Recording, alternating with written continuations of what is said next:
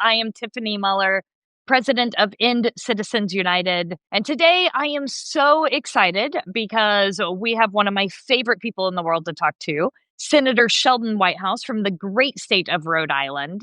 And we're here to talk about the oral arguments that happened yesterday at the Supreme Court in the NRSC versus FEC case and the implications of that decision. So it's going to be a great conversation. Thanks for joining us. Don't forget to subscribe. So Senator Whitehouse, thanks so much for being here today. Great to be on. I always love being on with you, and I'm a huge, huge fan of End Citizens United, which is one of the best operations at trying to fight back corruption in our government. So thank you. Well, our name is End Citizens United about a Supreme Court case 15 years ago, which we're going to talk more about.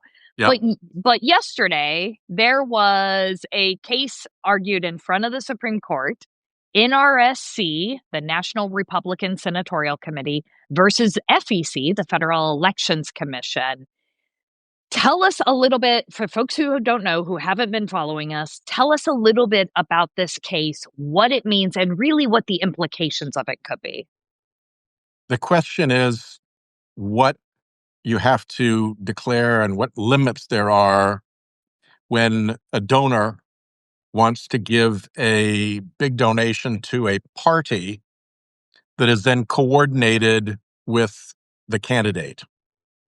And is that not an avenue of corruption once the party effort and the candidate's effort are totally coordinated and now you're giving money to the party? Isn't that, in effect, a contribution to the candidate around the contribution limits of the campaign finance laws?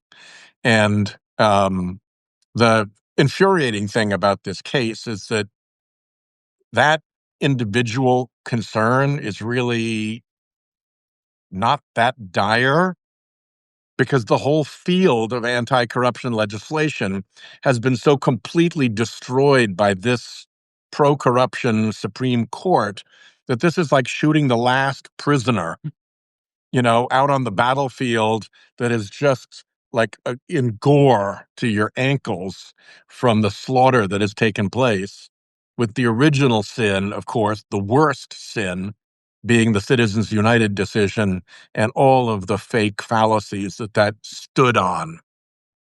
Right. And let's break it down a little bit more for folks. In case folks don't know, right now, party committees, so the Democratic Senatorial Campaign Committee, for instance, right now, they have limits about how much they can donate or benefit a candidate, right?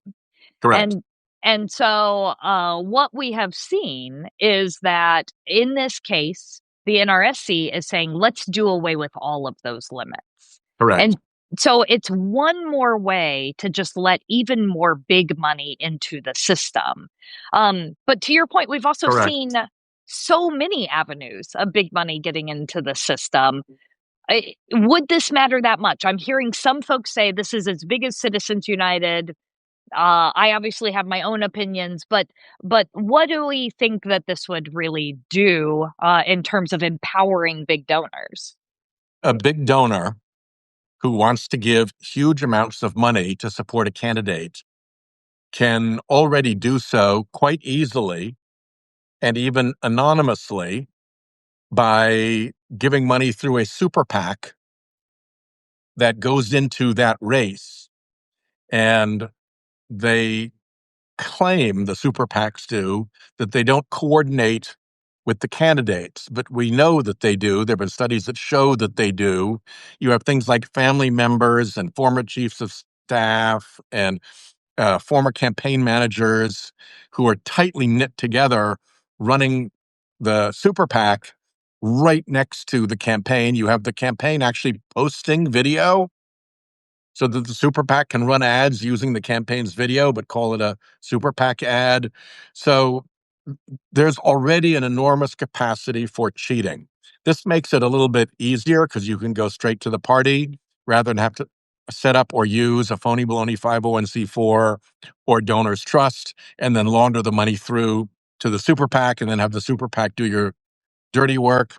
But basically, it's a slight shortcut. But the real problem remains, and what I wish the advocates had argued, and what I hope the Democratic appointees on the Supreme Court will notice, is that Citizens United was indisputably wrongly decided.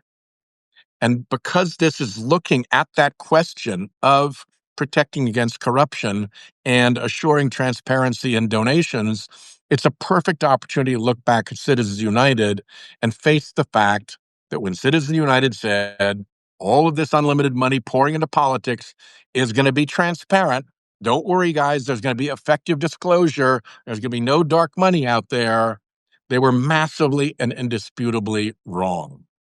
Absolutely. And there was a little bit of conversation about those issues during the oral arguments yesterday, right?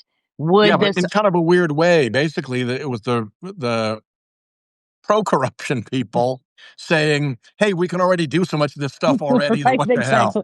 This thing's rotten to the core. Why not let the rot go all the way?" Which there actually seemed to be a little bit of skepticism about, but yeah, that's exactly what was being argued. So let's take it back 15 years. Yep. You have been looking at this decision since it happened. Looking back over the past decade and a half, what are the most harmful real world impacts of the Citizens United decision? Well, generally, the most harmful real-world impact is that it allows somebody who wants to spend a ton of money in politics to do so and to influence a political race disproportionately to their actual voice.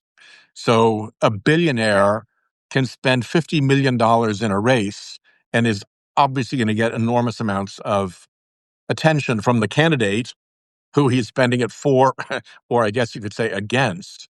So that's really bad on its own. It gets worse because Citizens United has never policed the disclosure Mhm. requirements. So all of the dark money that is flowing out there, it's not only huge amounts of influence being deployed, it's being deployed anonymously.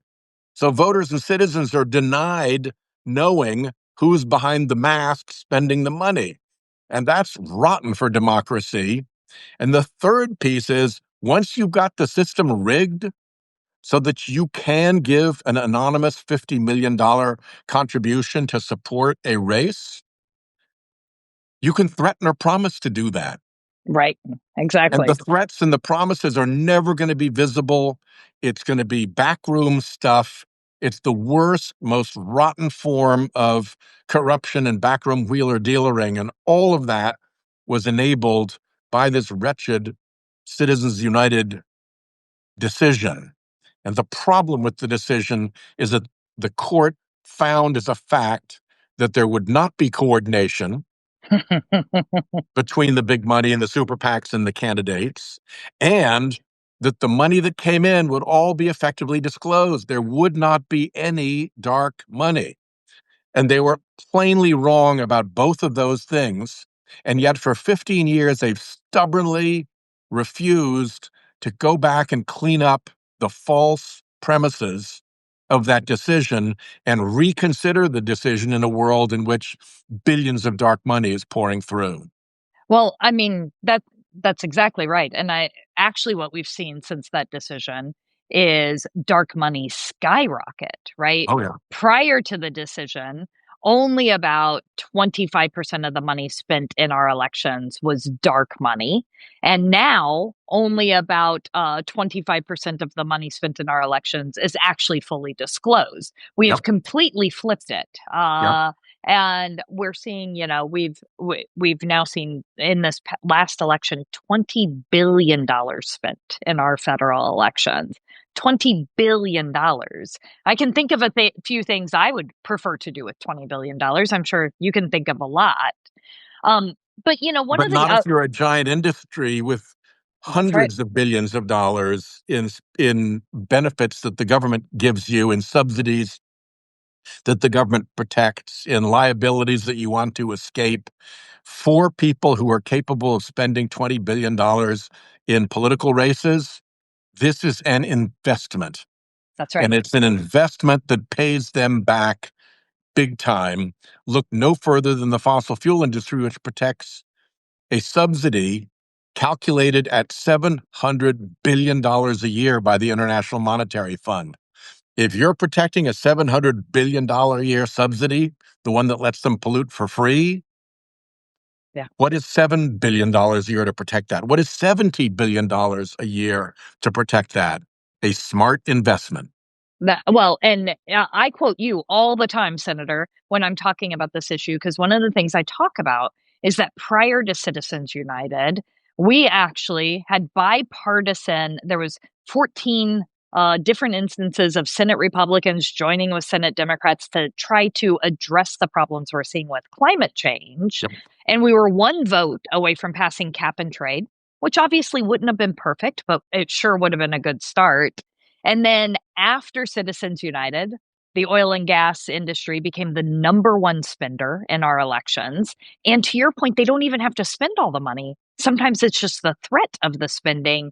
And how many instances of Senate Republicans joining with Senate Democrats to address the issues of climate change have we had since Citizens United, Senator? Zero. Zero. I actually used that example. I wrote an amicus brief to the Supreme Court in the NRSC case, pointing out, A, the Citizens United predicates were completely false and require a review of Citizens United, and B, that mattered a lot because in real life it was corrupting Congress, and the example of that is this instant death of bipartisanship on climate, literally to the day of the January 2010 Citizens United decision. Hell, John McCain ran for president as a Republican in 2008 with a perfectly respectable climate platform. Donald Trump ran for it, pretending that climate change was a hoax. What's Yep. the difference? Fossil fuel dark money in the tens of billions. Absolutely. Hey, can we talk about another odd thing with this case? This was the NRSC versus FEC, but the FEC didn't argue on the what I would say the campaign finance side of it. Nope. What happened? Well, the FEC has been disabled for a long, long time, deliberately Yes. by the Republican Party to make sure that there weren't investigations, there weren't adverse findings. They really wanted to defang the Federal Election Commission. So the way the FEC was set up is that it's an evenly split body between Republicans and Democrats, and it needs a majority to act. So you can put in a blocking group of appointees who, by simply refusing to allow investigations to go forward, to take actions, to file briefs, to do regulations, to do any of the things that they're supposed to be doing, you can basically kill the Federal Election Commission. And for a long time, that has been exactly what the Republicans have done. Their whole purpose in putting on people onto the FEC has been to put on people who will just sit there all day long and vote for nothing. It's the easiest job in America. All you have to do is what you're told and just say no. Well, and now they don't even have it filled. There are only two people on the FEC. There's not been a quorum for more than 200 days. They Yep. literally can't take any action whatsoever. Which they couldn't before anyway, because the Republicans would block anything.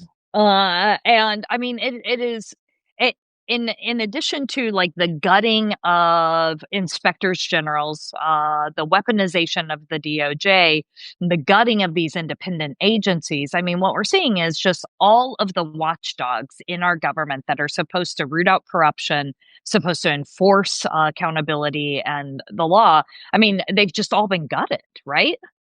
Yep. There is a common thread through both the way in which the Trump administration has conducted itself and the way in which the Roberts Court has conducted itself. And that is to knock down any and every firewall they can find that protects our democracy against corruption. And the obvious motive is that the creepy billionaires from the far right who have captured the court and created this majority, and the ones who now are able to put unlimited money anonymously into races, they're the grand corruptors. Yeah. And why would a court put in place by the grand corruptors or a president put in place by the grand corruptors want to do anything about corruption? Their number one task as grand corruptors is to open more and more doorways for their corruption. They've learned that democracy doesn't work for creepy right-wing billionaires. They always lose. They usually can't even get Republican members of Congress to vote for the crazy stuff that they want because they have to go back and face voters. So a captured Supreme Court is key to all of that. And that's where all of this breakdown took place with the floods of dark money. Well, I was gonna bring that up because I mean, obviously, the same big billionaires, the same big donors that would benefit the most if these limits are taken off are the exact same folks who bankrolled about a $600 million campaign to pack the court with right wing Yes. ideologues, and then they're being rewarded with decisions like the gerrymandering decisions, the voting rights decisions, the campaign finance decisions. I mean, The these are getting all, rid of the clean power plan decisions, that's the right. deregulatory decisions that makes it easier for polluters to pollute. These are all That's the game. all intertwined. And we're supposed to believe that the Supreme Court can police itself when it comes to ethics, right? Like it's such a joke because these same billionaires are courting, literally courting the Supreme Court justices. They're taking them on vacations and buying them RVs and right, like Paying their families' tuitions yeah, and uh, taking them on cruises around the Indonesian archipelago and sending them in private jets on fishing vacations and sending huge checks to their spouses. And, and it's just on one and thing on. after another. The key Uh, there is that the so-called ethics rules of the Supreme Court don't allow for anyone to find out what the facts actually are. If somebody brings an ethics complaint against me, the Senate Ethics Committee has a look at it, and independent lawyers take a look at the facts and they make findings and recommendations. And then there's a decision based on actual facts. At the Supreme Court, there is no fact finding about an ethics charge. The justice just gets to say, meh, yeah, my wife got a $500,000 check right before I signed off on the Citizens United decision from the people pushing the Citizens United decision, knowing that that check really only made sense if they got the Citizens United decision that they wanted. But should I have recused myself? I don't even have to say. that- I I just don't. There's no fact finding. Nobody asked the question, so I don't have to answer it. That big RV that I got, when did I pay my taxes on it? I just don't have to say. Did I ever pay my taxes on it? Don't have to say. Nobody's going to ask. It's a preposterous state of affairs, particularly for the body that is supposed to be defending rule of law. I mean, there's right. nothing more rule of law than honest fact finding. And when the Supreme Court won't subject itself to honest fact finding, wow. And so, what do we do? What can we do in both of these cases? What do we do about the Supreme Court? What do we do about campaign finance law? Well, the campaign finance law that is most important to pass, the anti corruption law, I'd call it, is the Disclose Act. It basically says if you're going to spend more than 10 grand in a political race, doesn't matter how you do it, doesn't matter how you try to hide your scheme through 501c4s and shell corporations and super PACs and all of that, you got to fess up that it's you.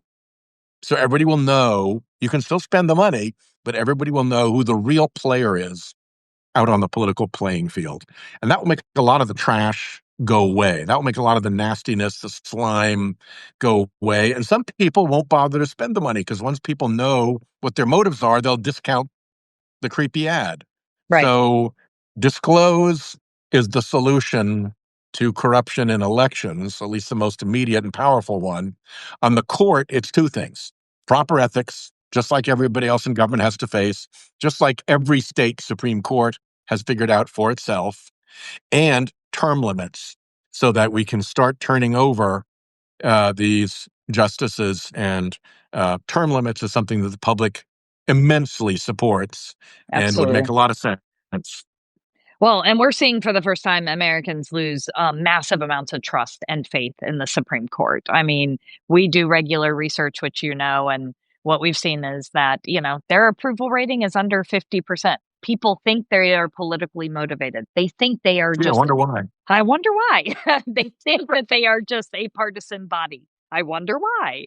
I wonder Uh, why. I wonder why. Okay. When Interestingly, the latest audience that is fed up with the Supreme Court is district courts, I mean, I can see because the why. shadow docket stuff and all the mischief that the Supreme Court is doing really takes a shot at district judges. The latest one is the Texas gerrymandering case, Right. where the district court judge did a really thorough job of putting together a record on how this was, in fact, a racial gerrymander. That indisputably was the case. And then the Supreme Court bopped in and said, nah, they couldn't Yep. really disagree with the factual findings. The fact findings, in theory, under the law, get reviewed for clear error, and there's zero chance that those fact findings were clearly erroneous, and yet the Supreme Court threw it out anyway. And that's over and over again what's happening. They are destroying the good, solid, legal fact finding work of the district courts in their rush to get the result that they want. And it's really starting to tick off the district judges now. Uh, just one more thing the Supreme Court is messing up. Do you want to actually? You mentioned the shadow docket, and we've talked about this a lot. But do you want to tell folks a little bit about the shadow docket, what it is, Sure. how it's being misused? Sure. It's basically the Jiffy Lube station at the Supreme Court. It was designed originally for emergency petitions. So somebody's about to be executed. There's an emergency petition of the Supreme Court to hold off the execution, and it gets a quick decision and a quick analysis that either stays the execution or lets it proceed. And then you can go back in the fullness of time and write a proper order explaining why you did what you did. But it basically puts the decision ahead of the analysis for those rare circumstances when timing requires that the Supreme Court act fast before it can do proper briefing, argument, analysis, and explanation of the decision. That has gone from being a rarity to being a commonplace. It Right. is how the Trump administration gets the Supreme Court to do its dirty work. The Slaughter case that's before the Supreme Court right now about the ability of Trump to fire people who have a term of office that has not concluded and who are not found to be in, dereliction of duty. They just want to fire them. Right. They've been letting them fire people through the shadow docket without writing the decision.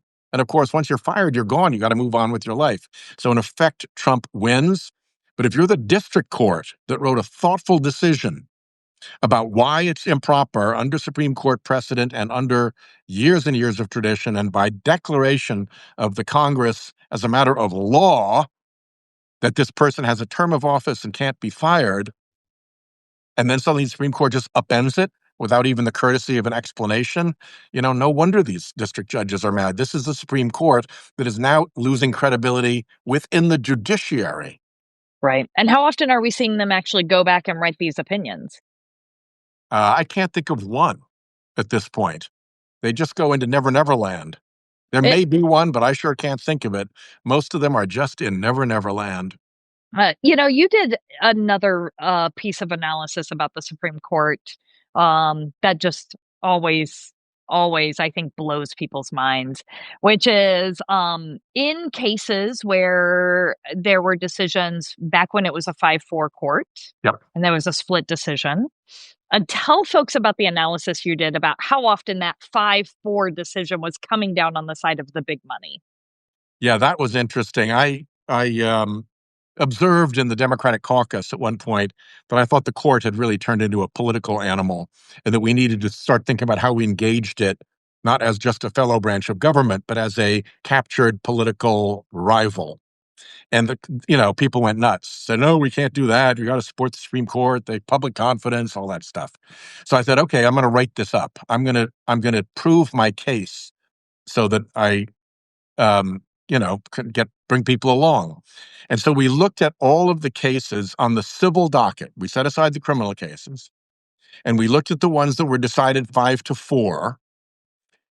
And we looked at the ones where the 5 were all Republican appointees, and where the case was therefore won 5-4. Okay. And then we looked at how many of them involved a politically charged issue that the billionaires and big corporations would be interested in. And out of, I want to say, 68 cases, it was every single one. And then we looked at which side the It's decision... just a coincidence, Senator. Just a coincidence. 0 coincidence. And then we looked at how the decision came down in favor of or against the Republican or corporate interest. And it was, again, 68-0 in favor of the Republican or corporate interest.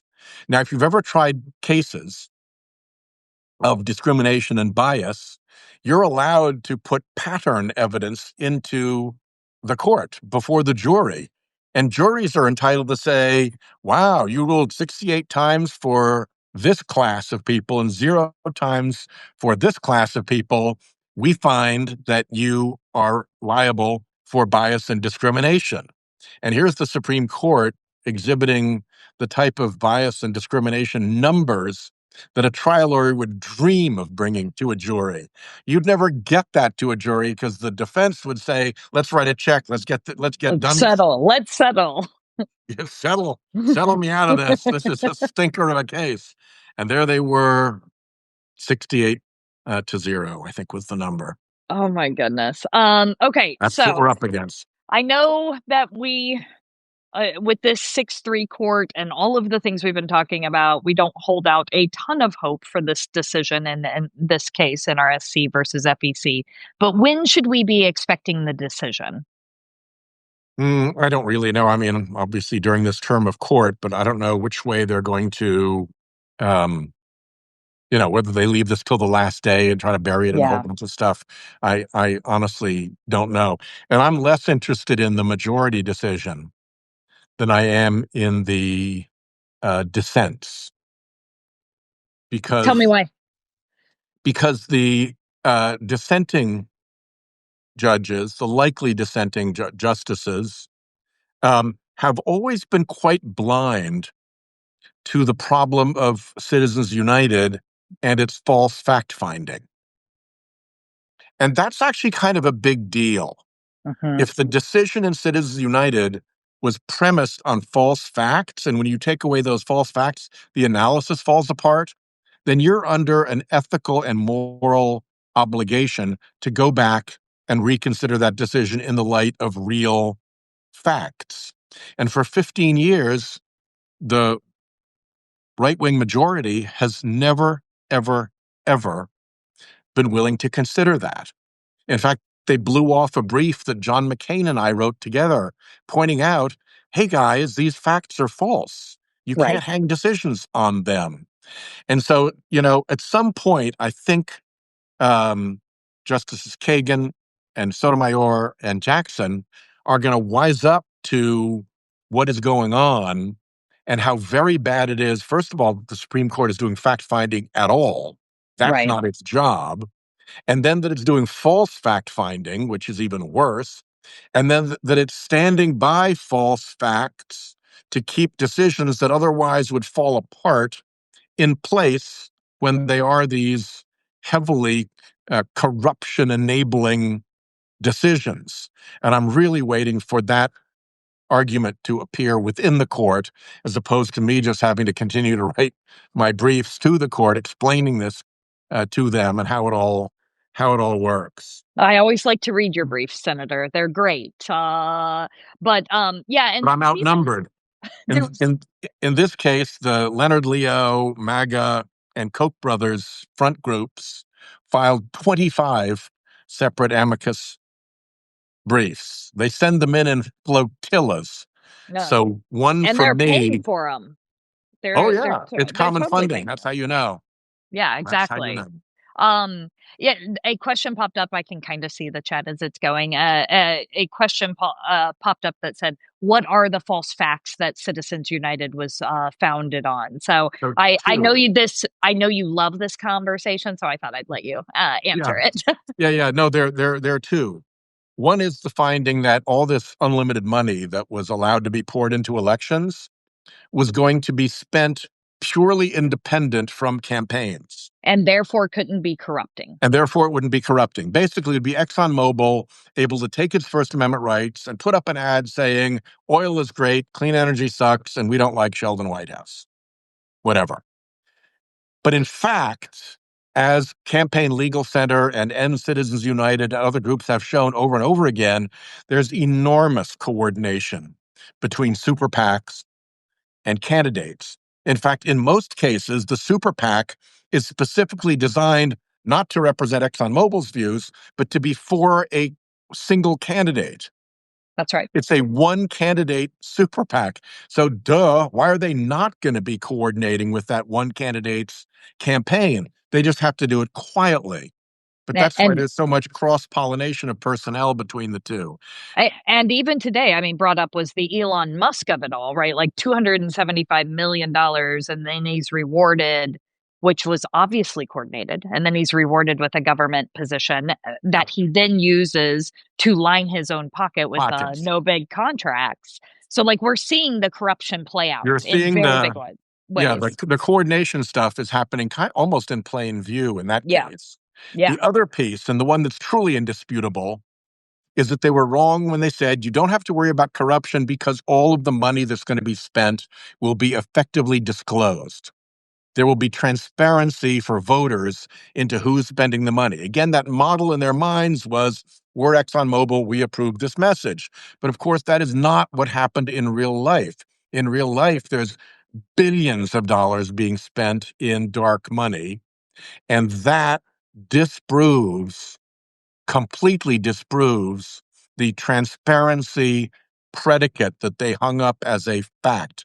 And if you look at the way the decision was organized, this isn't just say like made an observation in passing that was wrong. These two facts were essential to the analysis of the decision.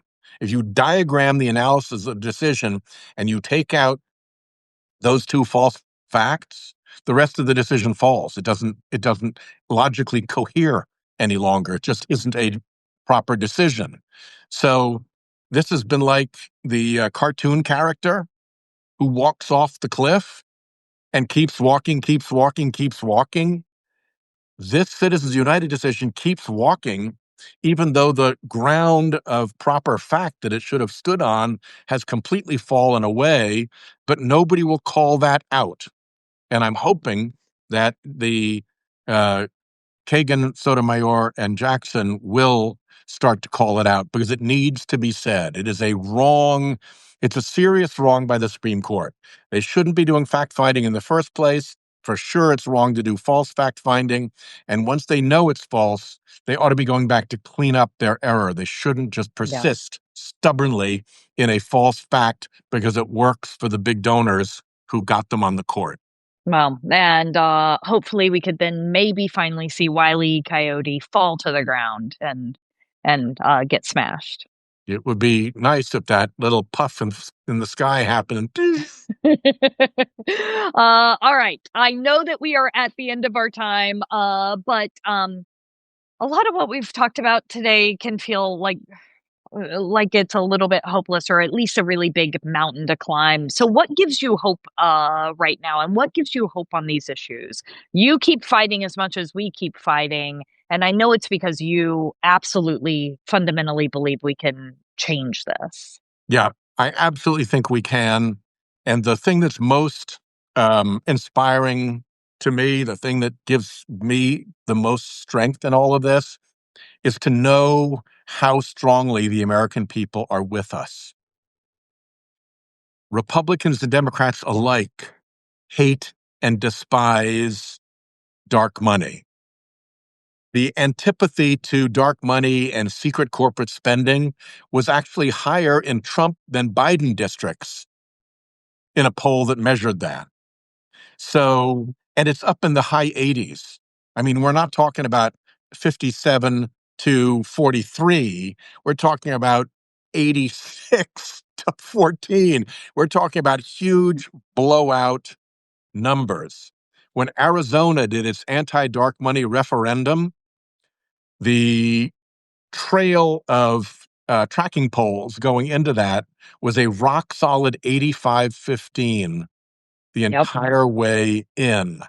So we had, unfortunately, some Democrats who would not let us work around the filibuster so that we could have solved this with a simple majority in the Senate when we had the House, a Senate majority, and the White House. And I will forever be sickened by and regret that we failed at that. But that was a failure of the people in the Senate. That was not a failure or reflection of where the American people are on this. The American people know that when you let big dark money into politics in billion-dollar increments, we're going to go listen to the big donors. Yep. And we're going to not Absolutely. listen to the general public. The public will just be treated as, pawns who get fed slime on television and are supposed to accept whatever lies are thrown at us. And that's not a democracy. And people know it, they feel it. And I think we can capture that and we can put this back right again. And then I think things changed so much for the better in this country right away. To use a phrase that a former president liked to use, it's morning in America again. I did not expect our Substack to include quotes by Ronald Reagan. I'm sorry.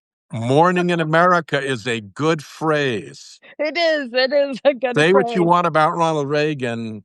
Having a new morning in America is a good phrase. And we get that new morning by getting rid of dark money, corruption, and putting the Supreme Court under rigorous ethical and term limit standards. I'm gonna go with hope and change. Remember that one? That was a Yeah, good one hope he too. changed. Hope he I'm changed. gonna go with hope and change. Senator, you are absolutely the best. Thank you for helping us break this down today. Glad to be back on. Do support End Citizens United. It is one of the most solid, efficient, effective, important groups in our public debate. Well, thank you so much. And thank you for leading the fight in the Senate on this. And we can't wait to see you again soon.